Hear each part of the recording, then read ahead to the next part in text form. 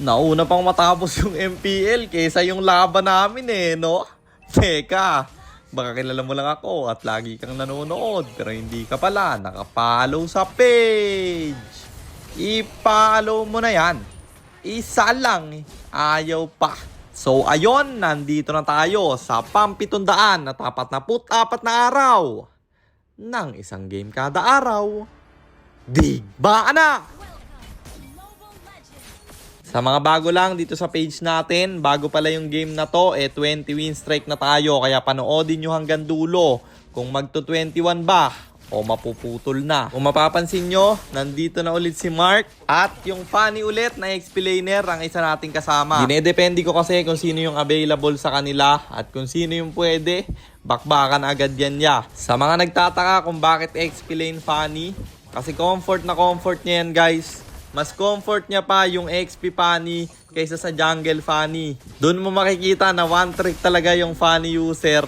Kasi nga, kahit wala siyang blue buff, nang babalagbag siya sa lane niya. Dito gold lane Fanny siya kasi guys, namali kami ng role. XP lane dapat yan, kaso nga lang, hindi namin napalitan yung role sa lobby kaya napunta siya sa gold lane. Ang huli kasing game na nilaro namin ni Mark kaya ang kasama pa namin na isa ay gold lane kaya di niya natanggal yung gold lane sa role niya kaya nag-swap na lang sila dahil mid naman yung nakuha ng Fanny namin.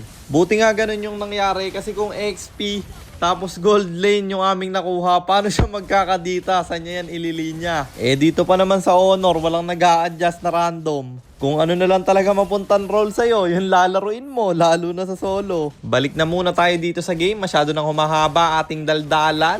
Tuloy ako dito yung nabigyan. Sobrang daldal mo kasi. Napalalim ako dun guys.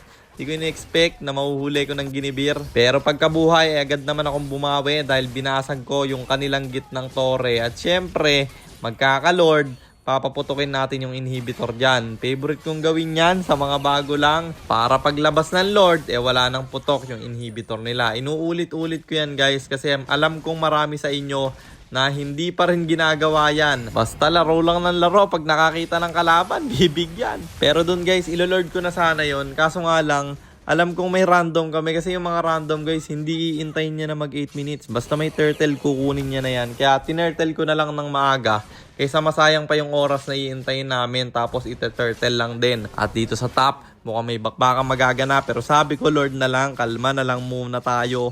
Libre naman naming makukuha to kasi nagwawala yung Fanny namin bro. Lagi niyang binabakudan yung mga kalaban at laging may napipita sa kanila. Kaya hindi na nakaka-contest pa. May iwasan ko dun yung pana pero yung bangka, sasaluhin niya. Yung ulti ng gatot masyadong malayo kaya ako yung magta-tower na-dodge ko pa siya. Naka-out sabay diretso sa gitna. Kaya ubos na yung inhibitor nila. Yan ang nagagawa pag pinaputok nyo agad yung mga inhibitor. Kahit wala kayong lord, pwede nyo nang tapusin yan. Yung lord nagmamarcha pa lang pero kami magta-tower na at natapos ang laban. Kaya panalo na naman tayo.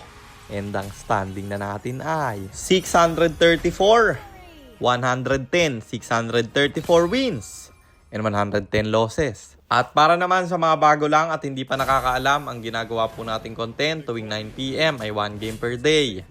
Trio rank game at ang goal natin sa content natin na to ay mag 100 win streak bro. Yun lang, sana meron kayong natutunan. Kung meron man pa-share lang, then after nyo i-share, mag-comment na rin kayo ng pa-shoutout para ma-shoutout ko kayo sa mga next nating content. At i-comment nyo na rin ang inyong mga katanungan kasi baka malay mo sa next nating content, comment mo naman ang mapili ko.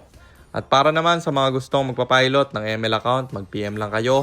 Nagre-reply ako at syempre, may bayad yun. Kahit hanggang anong rank, pwede nyo ipapilot kahit anong hero. Pwede nyo ipaspam basta may additional payment pag magpapaspam kayo ng hero. At yun lang guys, sana nag-enjoy kayo sa content natin na to.